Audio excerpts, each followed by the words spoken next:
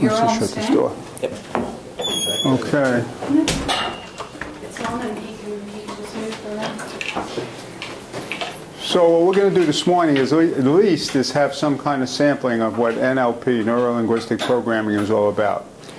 But before I begin that, I have to make a confession to you. We're not who you think we are. We're not. We come from another planet. Now, I know that's hard for you to believe, but it's true. And we met Joanne and Harry on a trip, and they told us about this school, and we told them how we live on that planet. And by the way, we don't look like this either. But we didn't want to frighten you and come in the way we normally look. We also have somebody else here, but you don't know who that is. Thinking that it's an Earthling, but it's not. No, it's not Aaron. Aaron, That was the obvious choice. Thanks, Dan. Aaron is Aaron. It's definitely not him. It's not Brad either. But we'll tell you about that in a minute. Anyway, we met them on this trip, and we told them about our planet. We told them that our planet, we use NLP, Neuro-Linguistic Programming, to work with, not only with the children, but to work with people.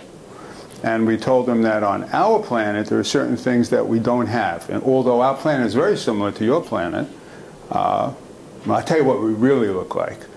We really look like, we're sort of very whitish, and almost like that thing people say they see when they're dying. But we're not dying, of course, but that's the way we look. And the reason we look like that is because we stay in the now. We don't worry about what happened in the past, and we don't worry about what happened in the future because it didn't happen yet. So we try to stay in the now as much as we can. And what makes us so different and similar at the same time is we allow our children to be as creative as they like from the day of birth. We don't restrict them. I know a few of you put in your resumes or CVs statements like how education can restrict learning. Well, we don't believe anything should restrict learning, and we consider the arts, whether it be art or dance or drama, music, as important as the academic subjects. So we integrate everything on our planet in such a way that the person learning it, the child, can be a whole person and know who they are and do what they want instead of what their parents want. This way they can lead a happy life.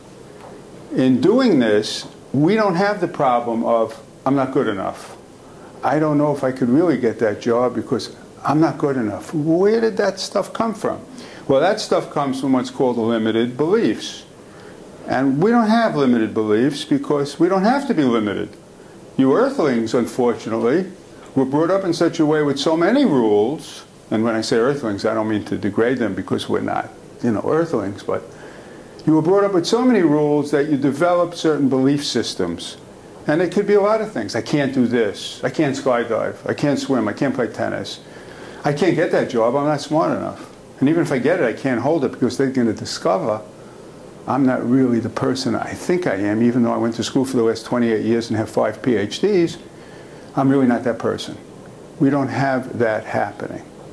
We also have a different kind of thinking about outcomes. We think in outcomes. We think backwards. So, if we want to do a project, for example, if we want to do global school, for example, we would have thought, and it was thought out actually this way, the project is to do what? To have a school that's going to travel the world? Yes. And to do what? To create a different kind of person, to create leadership, to create creative people, to let people be all they can be, to have the teachers be all they could be.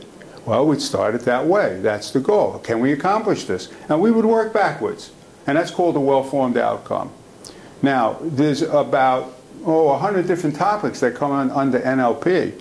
The most important topic that comes under it, and the thing we work on the most, is rapport, relationships. There's not one person in this room that would be here without a relationship. Something got you here. You knew somebody, somebody suggested you, somebody recommended you, whatever it was a relationship that got you here.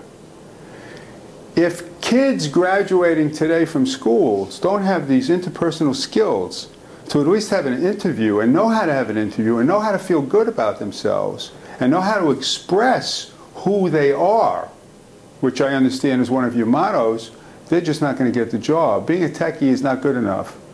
Knowing all the history in the world is not going to be good enough.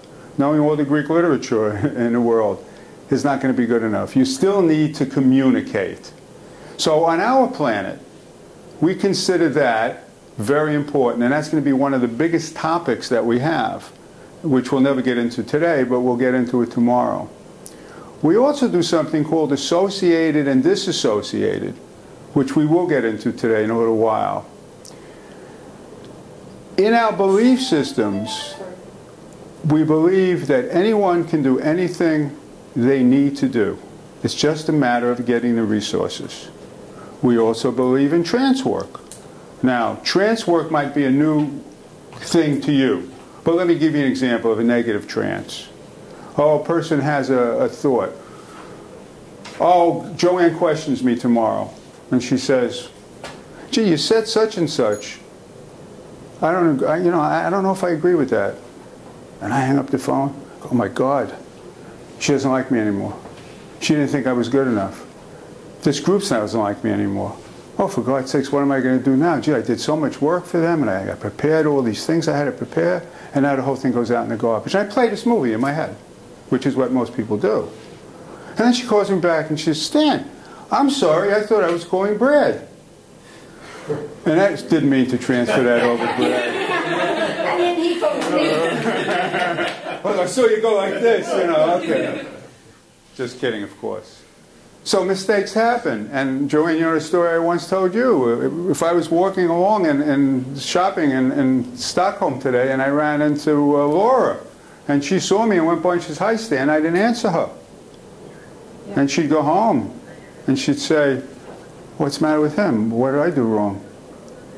He doesn't like me. How could this be? I spoke to him on Skype. I was so cooperative. We worked out what we were going to do with the assessment with the kids. What did I do? And then I run into her later in the day, and she says, how come you didn't say hello to me? I said, well, where would I say hello to you? And she said, you were walking along in Stockholm, and you walked right by me. I said, oh, I was thinking about my seminar. I never even saw you. But look at the movie and the waste of time that we all do in this negative garbage. This is what we don't do on that planet.